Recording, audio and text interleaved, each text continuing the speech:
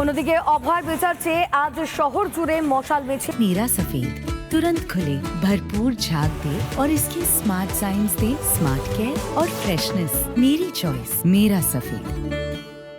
Highland park থেকে শ্যামবাজার পর্যন্ত মশাল হাতে মিছিলের ডাক, সমাজের বিভিন্ন স্তরের মানুষকে যোগ দেওয়ার আহ্বান। অভয়ের বিচার চেয়ে প্রতিবাদ জারি রয়েছে, আন্দোলন জারি রয়েছে এবং আজ অভয়ের বিচার চেয়ে শহর জুড়ে মশাল মিছিলের ডাক। হাইল্যান্ড পার্ক থেকে শ্যামবাজার পর্যন্ত এই মশাল মিছিল, সমাজের বিভিন্ন স্তরের মানুষকে যোগ দেওয়ার আহ্বান।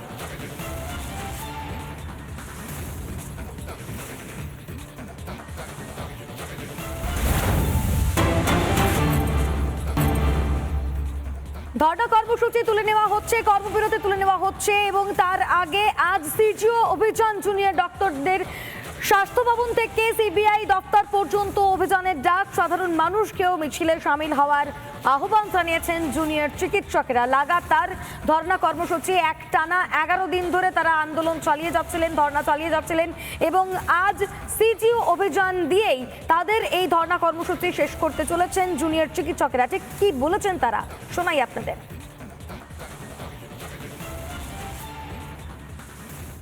গণতান্ত্রিক পরিবেশকে আরও বৃহত্তর করতে হবে। কেন? যে ভয়ের পরিবেশ কলেজের বুকে চলে, এই ভয়ের পরিবেশ যদি ক্রমাগত চলতে থাকে তাহলে 9 তারিখের মতন ঘটনা বা তার পাশাপাশি কোনো ঘটনা যে কোনো মুহূর্তে কলেজের বুকে ঘটতে পারে। তাহলে এই ঘটনা যাতে না ঘটে তার জন্যই পড়া। কিন্তু এই জায়গা থেকে বারবার এটা বলার যে ন্যায় বিচারের দাবিতে যে আমরা পিছিয়ে আসছি এরকমটা নয়। ন্যায় বিচারকে প্রতিষ্ঠিত করার লড়াই যেমন লিগ্যাল প্রসিডিউরের মাধ্যমে চলছে, সেই ধারণাটা যেমন থাকবে, চলবে। আমাদের কালকে সিবিআইয়ের উপর চাপ সৃষ্টির জন্য এবং সিবিআই তদন্তের গতি প্রকৃতি থেকে আরও দ্রুততার সাথে যাতে তারা শেষ করতে পারে, একটা জায়গায় আসতে পারে, সেই জায়গার জন্য যেমন সিজিও অভিযান থাকছে। এরই পাশাপাশি আমরা যেটা বলছি যাতে দ্বিতীয় অভয়া না ঘটে। কাজে ফেরার কথা ঘোষণা করেছেন আন্দোলনকারী চিকিৎসকেরা, কর্মবিরতি তুলে নিচ্ছেন এমনটাই স্পষ্টভাবে জানিয়েছেন তারা। তবে কর্মবিরতি তুললেও তা আংশিকভাবে তুললেন, অর্থাৎ জরুরি পরিষেবা চালু করবেন এমনটাই জানিয়েছেন জুনিয়র চিকিৎসকেরা। আর অন্যদিকে আজই স্বাস্থ্য ভবন থেকে একটি মিছিল রয়েছে, র্যালি রয়েছে সিজিও কমপ্লেক্স পর্যন্ত। শনিবার থেকে জরুরি বিভাগে ফিরছেন চিকিৎসকেরা। বৃহস্পতিবার রাতে জিবি বৈঠকে এমনটাই সিদ্ধান্ত নেওয়া হয়েছে। অবস্থান তুললেও অভয়ার জন্য বিচারের দাবিতে আন্দোলন চলবে। শর্ত রেখেই কাজে ফিরছেন চিকিৎসকেরা। হাসপাতালগুলিতে আংশিক কর্মবিরতি চলবেই। রাজ্যকে 1 সপ্তাহের মধ্যে সময়সীমা বেঁধে দিলেন তারা।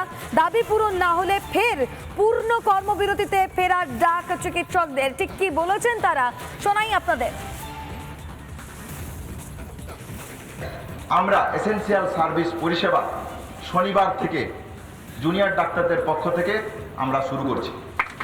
এই অবস্থান মঞ্চ যেমন কাল সিজিও কমপ্লেক্স অভিযানের মধ্য দিয়ে আমরা শেষ করছি, ঠিক সেই রকমই তথ্যহীন ভাষায় আমি জানিয়ে দিতে চাই রাজ্য প্রশাসনকে, তারা যেন এটা কোনোভাবেই ভেবে না নেয় যে আন্দোলন একটা জায়গায় তারা মিটিয়ে নিতে চাইছে। বারবার বলতে চাইছি, দ্বিতীয় অভয়া যাতে কলেজের বুকে না ঘটে তার দাবিতে আমাদের জন্য যে লড়াই চলছিল ঠিক সেইভাবে আমাদের এই লড়াই সারা পশ্চিমবঙ্গের বুকে ওয়েস্ট বেঙ্গল জুনিয়র ডক্টরস ফ্রন্টের পক্ষ থেকে এই লড়াই এবং এই কর্মসূচি জারি থাকবে। আজকে যে ডিরেক্টিভ এসেছে তাতে কিন্তু বলা হয়েছে অ্যাজ সুন অ্যাজ পসিবল এই ব্যবস্থা নেওয়া হবে, প্যানিক বাটন করা হবে, রেফারেল সিস্টেম করা হবে। কিন্তু সেগুলো কবে করা হবে সেগুলো কিন্তু বলা হয়নি। আমাদের চোখ থাকবে আগামী 27 তারিখের হিয়ারিং এর ওপর। এর মধ্যে যদি এই দাবিগুলো সম্পর্কিত কোনো সুনির্দিষ্ট ডিরেক্টিভ না হয়, আমরা মনে রাখতে বলবো প্রয়োজন হলে আমরা আবার পূর্ণ কর্মবিরতিতে যেতে পারি এবং আরো তীব্রতায় এই আন্দোলনকে কিন্তু আমরা হাজির করব, সেটা রাজপথে এবং প্রত্যেকটি হাসপাতালে এবং সুপ্রিম কোর্টে বলা যেতে পারে।